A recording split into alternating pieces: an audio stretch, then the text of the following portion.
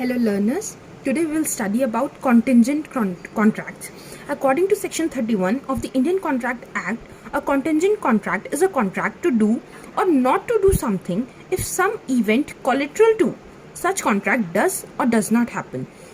Means contingent contracts वो contracts होते हैं जिनके साथ कुछ कंडीशन जुड़ी होती है, कोई कोलेट्रल इवेंट जुड़ा होता है. उस टाइम अगर वो कोलेट्रल इवेंट पूरा होता है या नहीं पूरा होता तब उसकी डिपेंडेंस होती है हमारे मेन एक्चुअल कॉन्ट्रैक्ट पे डिपेंड करती है. क्या क्या फीचर्स होते हैं कॉन्टिजेंट कॉन्ट्रैक्ट के?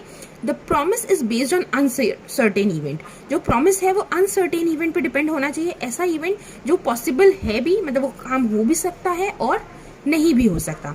Second, the event must be collateral. Event जो होना चाहिए वो कोलेट्रल होना चाहिए, यानी कि ऐसा इवेंट जो होना पॉसिबल भी है और नहीं भी, मतलब एक दूसरी टर्म्स एंड कंडीशन पे उस पर जुड़ा हो. कोलेट्रल इवेंट का मतलब क्या है कि ए ने बी को प्रॉमिस करा कि अगर मेरी पेंटिंग इसी मंथ में कंप्लीट हो जाती है तो मैं अपनी पेंटिंग तुम्हें 1000 रुपीज में दे दूंगा. तो यहाँ पर कोलेट्रल इवेंट क्या होगा कि अगर उसकी पेंटिंग 1 मंथ के अंदर कंप्लीट हो गई, अगर वो 1 मंथ के अंदर कंप्लीट नहीं होती तो वो अपना कॉन्ट्रैक्ट फुलफिल नहीं करेगा. यानी कि कोलेट्रल इवेंट इसके साथ जुड़ी है कि अगर मेरी पेंटिंग कंप्लीट हुई तो मैं आपको वो काम करूंगा. फर्स्ट को भी मैं एक एग्जांपल के साथ आपको समझाती हूँ. The promise is based on uncertain event, यानी कि अगर अनसर्टेन इवेंट पर हमारा प्रॉमिस डिपेंड करता है. फॉर एग्जाम्पल, ए ने अपने घर का इंश्योरेंस कराया, फायर इंश्योरेंस कराया. तो जब ए फायर इंश्योरेंस कराया है तो अगर ए के घर डिस्ट्रॉय होता है फायर लगने की वजह से, आग लगने की वजह से, तभी इंश्योरेंस कंपनी लायबल है कि वो ए को पेमेंट करेगी. अगर उसका घर किसी और रीजन की वजह से डिस्ट्रॉय होता है, अर्थक्वेक की वजह से डिस्ट्रॉय हो जाता है, कोलैप्स हो जाती है उसकी बिल्डिंग, या कोई और रीजन की वजह से उसका घर खराब होता है, उस इवेंट पर इंश्योरेंस कंपनी उसे कोई पैसा नहीं देगी, क्योंकि ए ने इंश्योरेंस किस चीज का कराया? फायर कराने का. यानी कि अनसर्टेन इवेंट है, आग लग भी सकती है और आग नहीं भी लग सकती. तो हमारे पे क्या होगा? कॉन्टिजेंट कॉन्ट्रैक्ट में अनसर्टेन इवेंट पे बेस्ड होना चाहिए. एक ऐसा इवेंट होना चाहिए उसके साथ जो कि कोलेट्रल इवेंट उसके साथ जुड़ा हो. और third one, the event must not depend on the promisor's will और डिजायर. प्रोमिसर की विल या डिजायर पर ये बात डिपेंड नहीं करनी चाहिए. फॉर एग्जाम्पल, ए ने बी को प्रॉमिस करा कि मैं तुम्हारे को अपनी बनाई हुई पेंटिंग 5000 रुपीज में दूंगा अगर मेरा मन हुआ तो. अगर मैं को ऐसी फीलिंग आ रही होगी कि मैं तुम्हें दूं तो मैं दूंगा. तो ये तो डिपेंड ही नहीं करता कि मेरा मन हुआ, तो मन के ऊपर वो डिपेंड नहीं होना चाहिए, डिजायर या उसकी विल के ऊपर डिपेंड नहीं होना चाहिए. एक ऐसे इवेंट पर डिपेंड होना चाहिए जो कि वो अनसर्टेन हो. ये होते हैं हमारे कॉन्टिजेंट कॉन्ट्रैक्ट्स.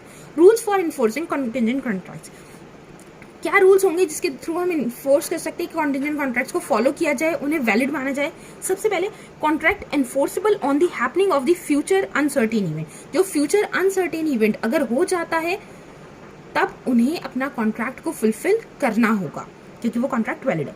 फॉर एग्जाम्पल, ए ने प्रॉमिस करा बी को कि मैं तुम्हारे को अपना हॉर्स दे दूंगा अगर तुम सी से ज्यादा सर्वाइव कर जाते हो. यानी कि अगर सी उसके लाइफ टाइम से पहले मर जाएगा, बी की लाइफ टाइम से पहले, तो ए अपना हॉर्स बी को दे देगा. अब हम जब तक सी जिंदा है तब तक हम बी ये कॉन्ट्रैक्ट फुलफिल नहीं कर सकते.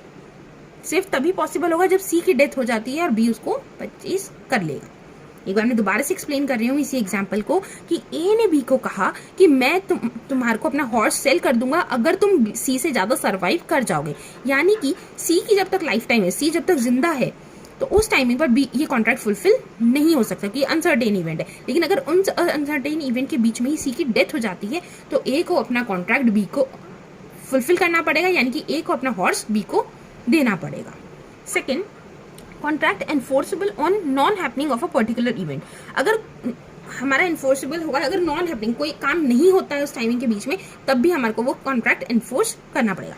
फॉर एग्जाम्पल, ए ने बी को कहा कि अगर तुम्हारी शिप, ए ने बी से कहा कि जो तुम्हारी शिप है अगर इस कोर्ट तक उसमें अगर तुम्हारी शिप पोर्ट तक नहीं पहुंच पाती है तो मैं तुम्हें 80 लाख रुपीज दूंगा. नॉन हैपनिंग पे हुआ. तो अगर उस टाइमिंग पर शिप जो है पोर्ट पर नहीं आती तो बी उस 80 लाख रुपीस देगा. अगर शिप आ जाती है तो ए 80 लाख रुपीस नहीं देगा.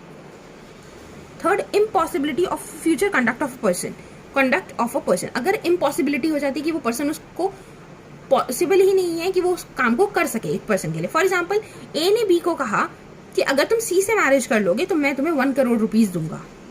ए ने बी से कहा था कि तुम सी से मैरिज करोगे तो मैं तुम्हें 1 करोड़ रुपीस दूंगा, लेकिन सी ने डी से मैरिज कर ली, सी ने डी से मैरिज कर ली, तो अब ऑप्शन ही नहीं है बी के पास कि वो काम कर सके। तब यहां पर हमारा जो कॉन्टेंजेंट कॉन्ट्रैक्ट है वो इनवैलिड हो जाएगा या वॉइड हो जाएगा। हाँ, अगर लाइफ टाइम के बीच में डी की डेथ हो जाती है फिर बी सी से शादी करिए तो भी हमारा बाद में जाके वैलिड होगा, लेकिन इतना ज्यादा टाइम पीरियड को हम इंक्लूड नहीं करते हैं। नेक्स्ट है हमारा contract enforceable on the happening of a future uncertain event with in a specified period. अगर हमने स्पेसिफाइड पीरियड की टर्म्स रखी है तो स्पेसिफाइड टाइम पीरियड के बीच में अगर वो काम हो जाता है तब हमारा कॉन्ट्रैक्ट एनफोर्सेबल होगा। फॉर एग्जाम्पल, ए ने बी को प्रॉमिस करा है कि अगर तुम्हारी शिप 1 ईयर के अंदर पोर्ट पर पहुंच जाती है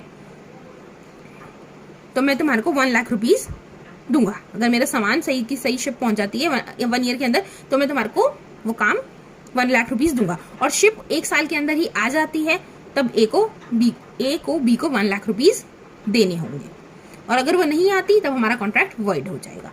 next, contract enforceable on non happening of a future uncertain event with in a specified period. अगर वो काम नहीं होने की हमने शर्त रखी है, हमने जो कोलैटरल इवेंट है वो नहीं होने का रखा है, तब क्या होगा कि ए ने बी को प्रॉमिस करा था कि अगर तुम्हारी शिप 1 साल के अंदर नहीं आती पोर्ट पर तो मैं 1 लाख रुपीस तुम्हें दूंगा, और 1 साल के अंदर शिप नहीं आती तब वो उसे 1 लाख रुपीस देगा। या हमें ये न्यूज मिल जाती है कि 1 साल से पहले ही कि हमारी जो शिप थी वो संक हो गई है, डूब गई है, तो भी ए को बी को 1 लाख रुपीस देने पड़ेंगे, क्योंकि नॉन हैपनिंग का उन्होंने टर्म्स एंड कंडीशंस रखी थी। कोलैटरल इवेंट को क्या रखा था कि अगर वो काम नहीं होगा तो मैं आपके साथ ये करूंगा, यानी कि अगर शिप पोर्ट तक नहीं पहुंची तो मैं तुम्हें 1 लाख रुपीस दूंगा। तो ये हमारे कॉन्टेंजेंट कॉन्ट्रैक्ट्स के कुछ टर्म्स एंड कंडीशन, और कैसे एनफोर्सेबल किया जाएगा, कौन से पॉइंट्स होंगे जिनके थ्रू हम उन्हें एनफोर्स कर सकते हैं।